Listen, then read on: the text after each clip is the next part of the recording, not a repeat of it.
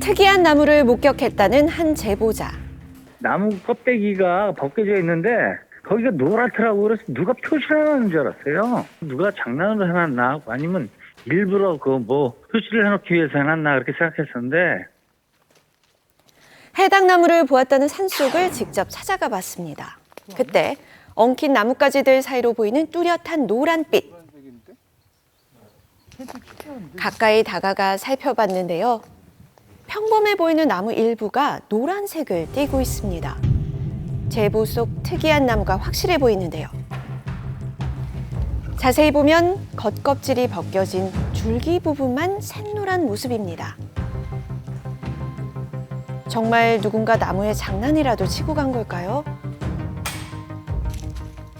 발걸음을 옮기던 제작진에게 포착된 또 다른 나무들.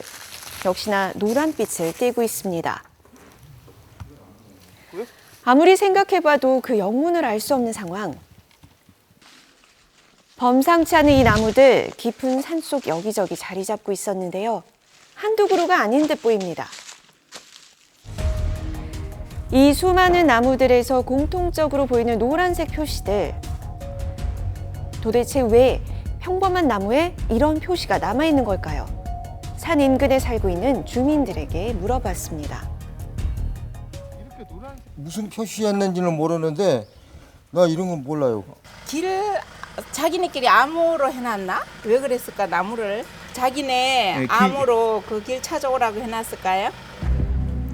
산에 오르다 보면 흔히 보이는 표식들. 등산객들에게 길의 방향을 알려주기 위해 눈에 띄는 색깔을 이용하곤 하죠. 미스터리한 이 나무의 노란 부분 역시 길을 안내하기 위해 만들었을 것이라는 추측입니다. 그렇다면 정말 누군가 의도적으로 칠한 것이 맞을까요?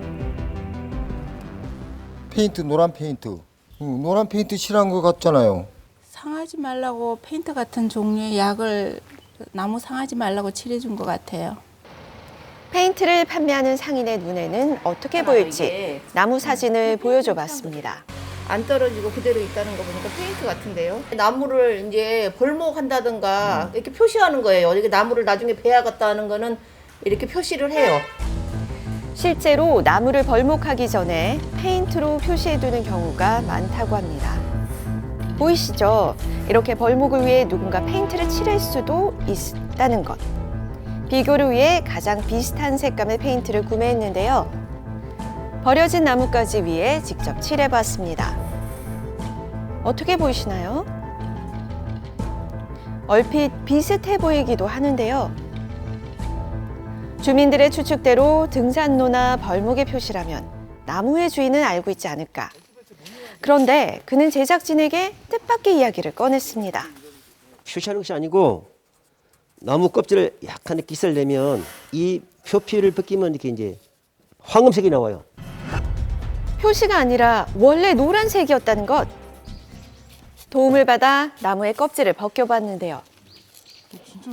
겉면을 조금씩 베자 점차 모습을 드러내기 시작한 나무의 노란 속살.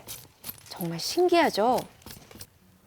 나무 전체가 노란 것이 마치 황금나무 같습니다. 이 산을 2004년도에 저희가 구입했는데 나무를 볏죠. 볏는데 딴 나무로 별 표가 나는데 이건 유난히 이렇게 황금빛이 확 드러나는 거죠. 그리고 향도 막 아주 너무 진하게 나고요. 17년 전 해당 산을 매입했다는 주인. 산을 가꾸기 위해 나무를 벌목하던 중 이 황금나무를 발견하게 됐다고요. 오랫동안 나무를 지켜본 결과 사계절 내내 노란색을 띠고 있어 놀라웠다고 합니다. 안에도 거의 다 노란 색깔이지만 이제 껍질만요 좀 노랗죠. 나무의 겉껍질을 벗겨내면 갈색을 띠는 게 일반적인데요. 하지만 이렇게 노란색 속껍질을 가진 경우 매우 희귀해 보입니다. 과거 미스터리엠에서 비슷한 사례로 파랗게 변한 나무에 대해 소개한 적이 있는데요. 나무를 파랗게 만든 건 청자색 모피버섯이란 버섯의 일종으로 밝혀졌죠. 이처럼 황금나무도 이끼나 지류가 생긴 건 아닐지 나무의사에게 자문을 구해봤습니다. 이끼류라든가 지류가 사실 붙어 살 수도 있는데요. 노란 색깔 부분의 속껍질까지는 사실 들어가서 잘 살지를 않아요. 여기 이 보이는 이 나무에 속껍질, 틈새 사이로 보이는 속껍질의 노란색 부분은 이 나무의 특성인 것 같습니다. 이끼나 지류의 경우 나무의 속이 아닌 겉껍질에 붙어 자란다는 겁니다. 따라서 이 나무는 애초부터 노란색 몸체를 가지고 태어났다는 의견. 노란색 속껍질을 가진 이 나무의 정체를 자세히 파헤치기 위해 전문가를 찾아가 확인해 봤습니다. 표피층 안에 관다발이 노랗게 되어 있기 때문에 일반적으로 우리가 황병나무, 황백나무 그렇게 이야기를 하고 있습니다. 나무의 정체는 바로 황병나무. 나무 껍질을 벗기면 황색의 벽이 드러난다고 해서 붙여진 이름인데요. 다른 수목과는 달리 유독 황금빛에 가까운 색을 띠는 이 황병나무. 그 이유가 무엇인지 궁금해집니다. 일종의 수액이라고 생각을 하시면 됩니다. 수액에는 이제 뭐 하얀 것도 있고 수액이 다양하기 때문에 수액의 일종이라고 생각을 하시면 되겠습니다. 수액이요? 하지만 우리가 흔히 알고 있는 나무의 수액은 불투명한 액체이거나 우유처럼 흰 색깔을 띠는 게 일반적인데요. 그렇죠. 어째서 이 황병나무의 수액은 특이하게 노란빛을 지니고 있는 것일까? 나무 성분에 그 답이 있다는데요. 이 노란 성분은 이 황병나무의 알카로이드라고 하는 그 베르베딘 그 성분에 의해서 이 나무 자체가 노랗게 형성이 되어 있지 않느냐, 약용으로서 굉장히 많이 이용을 하고 있는데 항균작용, 항암작용 그런 그 기능이 있다라고 이렇게 많이 알려지고 있습니다. 조선의 대표 의학 서적인 동의보감에는 우리 몸 건강에 도움을 준다는 황백이라는 약재로 기록돼 있기도 합니다.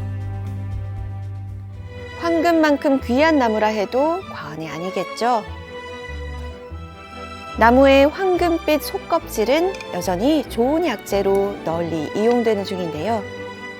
동의보감에 기록된 것처럼 차로 달여 마셔봤는데 과연 그 맛은 어떨까요?